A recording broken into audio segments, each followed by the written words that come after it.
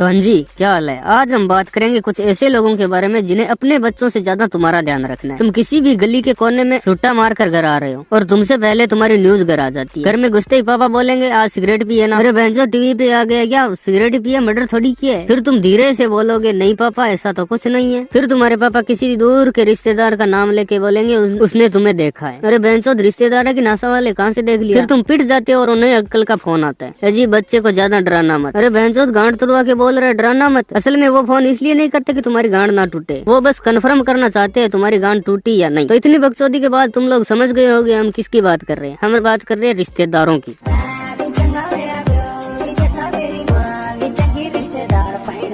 रिश्तेदार तुम्हारी बुराई को झट से मान लेंगे लेकिन अच्छाई को नहीं। तुम अगर गोल्ड मेडल भी ले आओ तो भी बोलेंगे हमारा लड़का 4 ले आया है। अरे आंटी वो गोल्ड मेडल है, 10 के 4 मिलने वाले गुटके नहीं जो 4 ले आया है। तुम्हारा लौंडा हमारे साथ ही तो घूमता है, तुमसे ज्यादा हम जानते हैं उसे। लेकिन बुरे काम के नाम पे अगर तुमने दोस्तों के साथ गार्ड से लेके एक बीड़ी भी पी ली ना तो झट से मान लेंगे और बोलेंगे हमारा लड़का तो घर से बाहर ही नहीं निकलता। अरे आंटी गार्ड से मांग के वही लाया था, लेकिन इनको क्या पता इनकी नजर तो हम पे है ना। इनका लड़का कहीं जाए किसी से मरवाए किसकी मारे इनसे कोई मतलब नहीं है। इतना सब होने के बाद बारी आती है जब रिश्तेदार तुम्हारे घर आते हैं।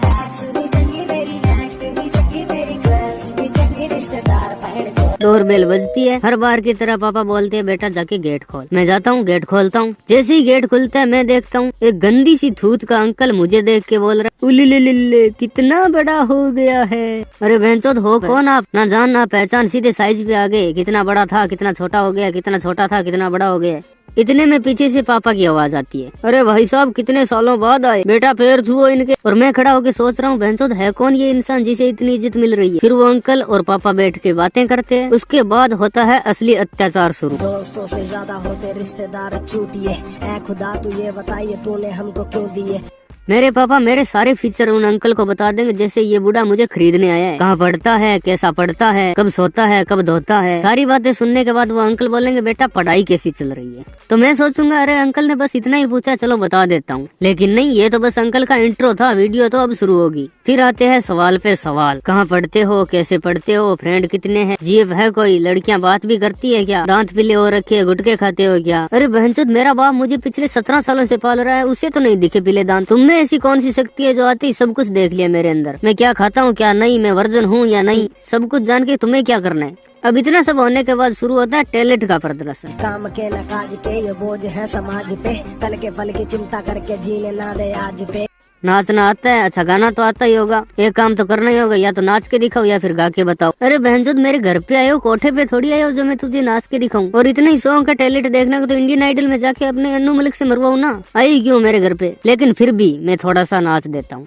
इतना सब होने के बाद बारी आती है उन अंकल की जानने की। अंकल आने से पहले ही ऊपर की पॉकेट में 100 का सबसे पुराना नोट डाल के आए थे। जैसे ही वो अंकल वो नोट मुझे देने लगते हैं, पीछे से मेरी मम्मी की आवाज आती है जिसका इस फिल्म में कोई रोल ही नहीं है। नहीं भाई साहब इसकी क्या जरूरत है। अरे मम्मी जब ये बूढ़ा मुझे नाचने के लिए बोल रहा था तब तो आपने ये बात नहीं बोली। फिर 2.5 मिनट तक इनका यही लफड़ा चलता रहता है। मम्मी बोल रही है मत दो, रिश्तेदार बोल रहा है मैं दे बिना नहीं जाऊंगा। इतने में पापा पीछे से खड़े होके बोल रहे हैं आप इतना जिद कर रहे हो तो इन्हें मैं रख लेता हूँ। उस टाइम अंदर से आवाज आती है बहनचोद कोई किसी का नहीं होता, बाप ने भी धोखा दे दिया। 1 घंटे तक कमर मटकाई मैंने और पैसे कोई और ले गया। इसके बाद जैसे ही वो अंकल गेट से बाहर निकलते हैं मेरी नजर पड़ती है अंकल की छोड़ी हुई नमकीन पे और मैं उस पे कुत्ते की तरह टूट पड़ता हूँ। उतने में वो अंकल पीछे से फिर से गेट खोलते हैं और बोलते भाई साहब वो मेरी चाबी। और मुझे नमकीन खाते हुए देख अंकल का मुंह फट जाता है जैसे 21वीं सदी में डायनासोर का बच्चा देख लिया हो। अरे बहनचोद 1 घंटे गांड मटकाने के बदले में बस 1 मुट्ठी नमकीन मिली है, उसी में बेइज्जती और फील करवा रहे हो। लेकिन नहीं, वो नमकीन मैंने 1 घंटे गांड मटका के अपनी मेहनत से हासिल की है। जैसे मर्जी खाऊं तुम्हें उससे क्या मतलब। रिश्तेदारों के बारे में इतनी बात कर ली है तो रिश्तेदारों के बच्चे कैसे पीछे रह सकते हैं। तो चलो करते हैं शुरू। पेट से बुरा ये रोग क्या कहेंगे 4 लोग, हर घर का ये है डायलॉग, तू आवारा संग आवारा ते। रिश्तेदारों के बच्चे तुम्हारे घर आते हैं तो उनकी इज्जत होती है तुम्हारी नहीं, और अगर तुम उनके घर जाते हो तो तुम्हारी इज्जत होती है उनकी नहीं। रिश्तेदार का बच्चा अगर टीवी भी तोड़ दे तो भी घर वाले बोलेंगे अरे बच्चा है हो गई गलती। वहीं अगर हमसे गिलास भी टूट जाए ना तो गांड तोड़ दी जाती। अरे बहनचोद वो बच्चा है, मैं भी तो बच्चा ही हूँ, मैं कौन सा अमिताभ बच्चन के साथ पैदा हुआ। रिश्तेदारों के बच्चों की एक और आदत होती है जो कि है दूसरे के फोन में तुम अपने घर के किसी भी कोने में जाके अपना फोन निकालते हो और आवाज आती है